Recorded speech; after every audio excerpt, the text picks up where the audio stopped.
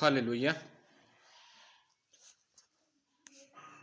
हम वचन से पढ़ेंगे प्रकाश की पोथी 2:17 में लिखा है, जिसके कान हो वे सुन ले कि आत्मा कलीसिया से क्या कहता है। हालेलुया। आज हम वचन से सीखेंगे, कलाम में लिखा है, आत्मा कलीसिया से क्या कहता है। हालेलुया। यूहन्ना लिखता है, वो परमेश्वर से बातें कर रहा है और कलाम में लिखा है,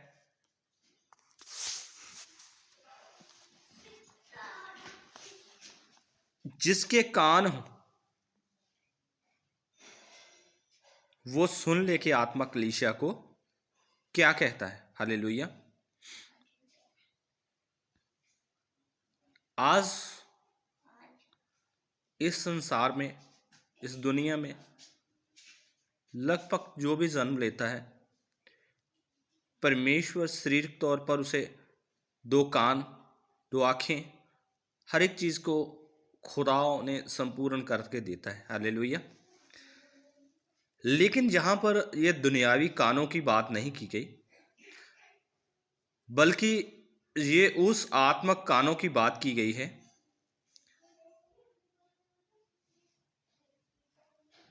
जिस कानों के द्वारा हम उस परमेश्वर की, हम उस खुदावंद के आत्मा की आवाज को सुन पाए।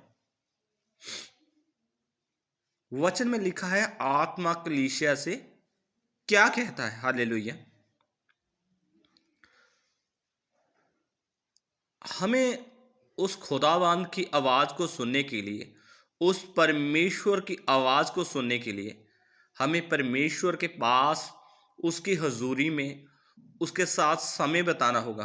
अगर हमारे घर में कोई आता है, जहाँ हम किसी के पास जाते हैं, अगर हम उसके पास बैठकर, जहाँ वो हमारे पास बैठकर हमारी बात को सुनेगा नहीं, जब तक वो हमारे ऊपर ध्यान नहीं देगा, तो हम जो भी उसको कहना चाहते हैं वे कभी भी उसके कानों में नहीं जा सकता।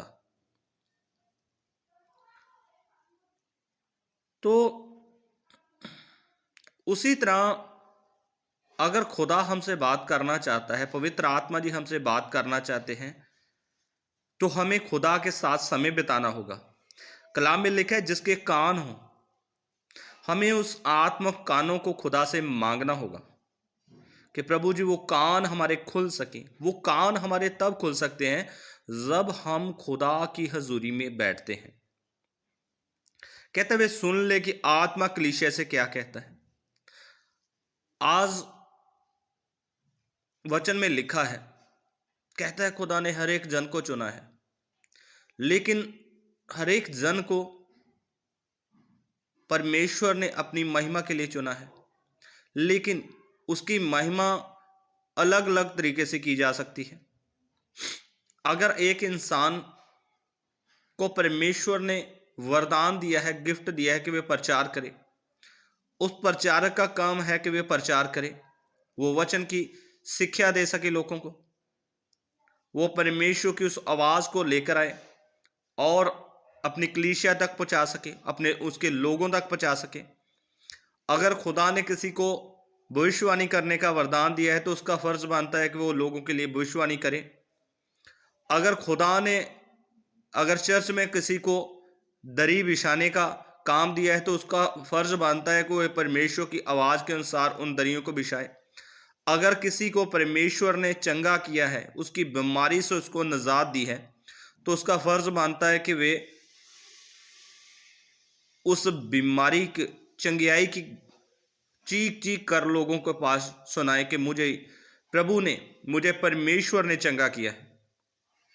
अगर किसी को परमेश्वर ने पैसे में फलवंत किया है, तो उसको परमेश्वर ने इसीलिए फलवंत किया ताकि वे परमेश्वर की महिमा के लिए बीज बो सके और वे परमेश्वर का राज्य बढ़ सके।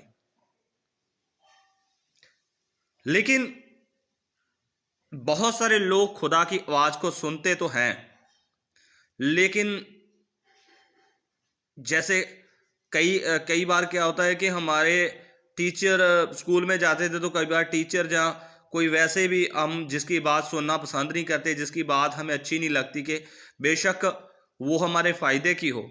अगर एक बच्चे की बात कर लें, एक जवान की बात कर लें, तो जब बुजुर्ग आदमी जहाँ उसका माँ बाप किसी बात के लिए उसे कहता है, तो वो क्या करता है, अपने कान को जैसे रुई डाली होती है वैसे कर लेता है कि वे उसकी बात को नहीं सुनेगा, क्योंकि वे उसका वो काम करना नहीं चाहता। आज भी ऐसा ही कलाम कहते हैं, जिसके कान हुए सुन ले। आज कान तो हैं, लेकिन वे सुनना नहीं चाहते।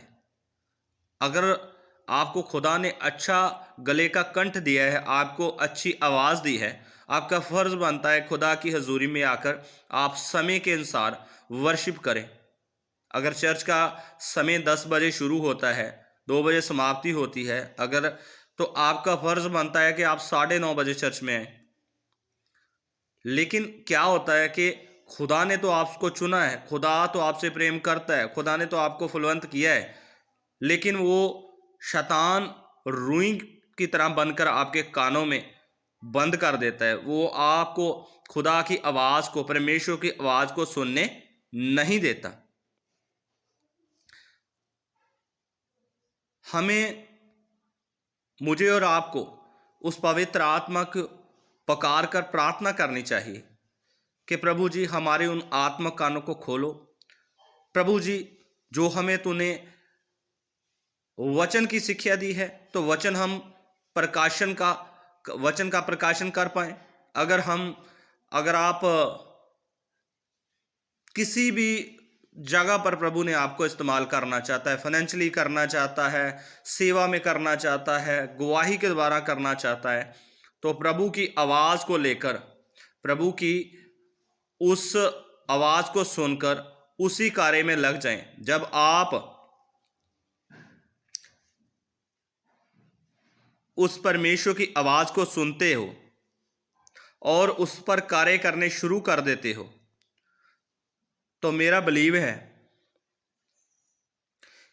कि परमेश्वर जी आपकी जिंदगी में वो काम करने शुरू कर देते हैं जो आपने सोचा भी नहीं होगा। कहता है जिसके कान हो, सबसे पहले हमें उन कानों की जरूरत है। कहता है सुन ले कि आत्मा कलीसिया से क्या कहता है। परमेश्वर का आत्मा आपसे कुछ कहना चाहता है, वो आपसे बात करना चाहता है, ताकि आप प्रभु के राज्य के लिए अपना जो भी कर सकें, जो भी खुदा ने आपको बेस्ट दिया है। अगर आपको खुदा ने समय दिया है, तो अपना समय का दुष्वंत परमेश्वर के लिए बो सकें। अगर आपकी ज़िंदगी में खुदा ने बड़ी गवाही बनाई है, तो आपका फ़र्ज़ बनता है कि आप उस गवाही को लोगों में बांट सकें। अगर आपको परमेश्वर ने फाइनेंशियली ब्लेस किया है, आपका फ़र्ज़ बनता है कि खुदा की हुजूरी में आप बो सकें। आप जिस भी चर्च से अटैचमेंट है, आपको खुदा ने जिस भी चर्च के लिए चुना है, आपका फ़र्ज़ बनता है आप अपने अगुवे को, अपने पास्टर को, अपने मेंटर को फ़ोन करके, उससे बात करके, उसके पास जाकर उसे बोलें कि खुदा के दास, पास्टर, सेवक, हमें आप बताएं हमें कौन सी सेवा की ज़रूरत है। हम क्योंकि कई बार क्या होता है कि आप खुदा की बात को डायरेक्ट नहीं सुन पाते। कलाम में लिखा है जब सैमुअल को आवाज़ पड़ रही थी, तो वो भागकर एली के पास जा रहा था। खुदा उससे बात कर रहा था, लेकिन वो खुदा की आवाज़ को सुन पा नहीं रहा था, क्योंकि तब तक उसके आत्मा कान खुले नहीं थे। लेकिन जैसे एली ने उसे समझाया, जैसे उसने कहा कि तुम उस ऐसे ऐसे बात करना, तो तभी खुदाबंद सैमुअल से बात करना शुरू कर दिया। हालेलुया।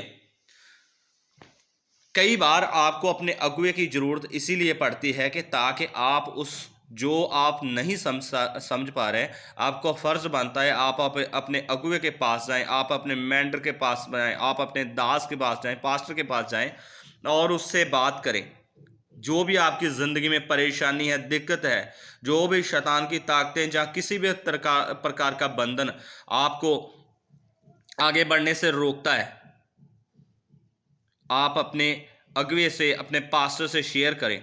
मेरा बिलीव है आप इस वचन के द्वारा इस मैसेज के द्वारा बड़े फेवर को पाएंगे। सचमुच आप अपनी ज़िंदगी में एक बड़ी दया को देखेंगे। नया साल सचमुच आपकी ज़िंदगी में एक नया बदलाव लेके आएगा। मैं प्रार्थना करता हूं खुदाबंद आपको इस वचन के माध्यम के द्वारा एक बड़ी आशीष दे। सचमुच आपके आत्मा कान खुलने पाए और मैं बिलीव करता हूं सचमुच जो भी खुदा आपसे चाहता है आप जरूर कर पाएंगे। Amen. God bless you all.